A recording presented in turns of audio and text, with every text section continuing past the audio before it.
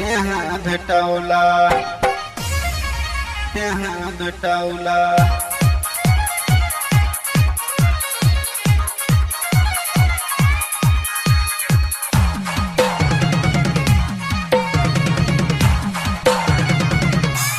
कंची कपिल वस्तु में आऊँ ना कि जाना हमी ते ही भेटौला।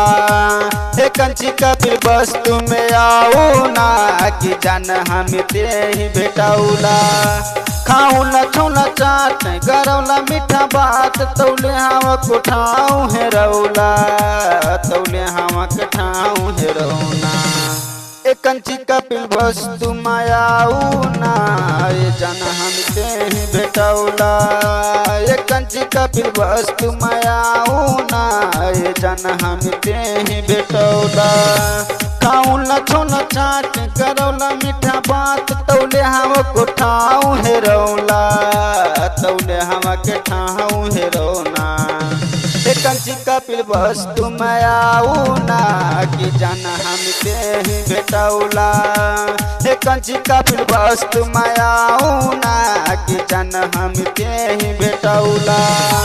कि जाना हम ते ही भेटौला। ते ही भेटौला। आलो गरबा आलो गरबा आलो गरबा आलो गरबा। कंची कपिल वस्तु मायाऊ ना कि जाना हम ते ही भेटौला।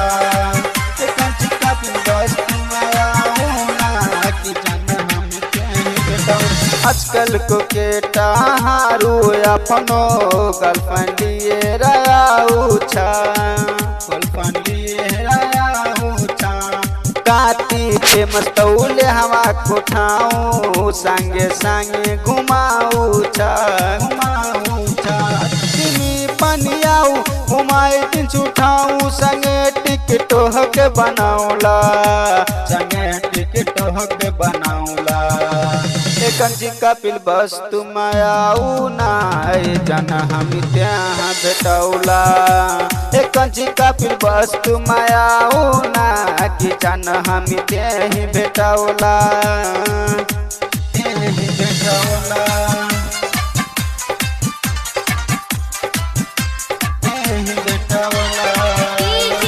आलो गरबा आलो गरबा आलो गरबा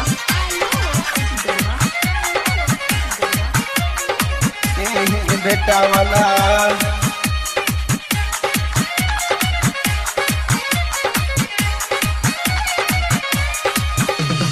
राइटर रमेश आकाश विकास अपनो बाइक ले आऊँ छान ले आऊँ छान। मुन्ना बेदर्दी सरजू मोरिया ती मिलाई घुमाऊ छा घुमाऊ छा। कंची नारी साऊ जसरी पनियाऊ माया को गीत गौला। माया को गीत गौला। कंची कपिल वस्तु मायाऊ ना ये जाना हम ते ही भेटौला। ए कंची कपिल वस्तु मायाऊ ना जाना हम ते ही भेटौला। खाऊं न छौना चाट गरौला मीठा बात तौले हवा को ठाऊं है रौला। तौले हवा के ठाऊं है रौला। कंची कपिल वस्तु मायाऊ ना कि जाना हम ते ही भेटौला। ए कंची कपिल वस्तु मायाऊ ना कि जाना हम ते ही भेटौला।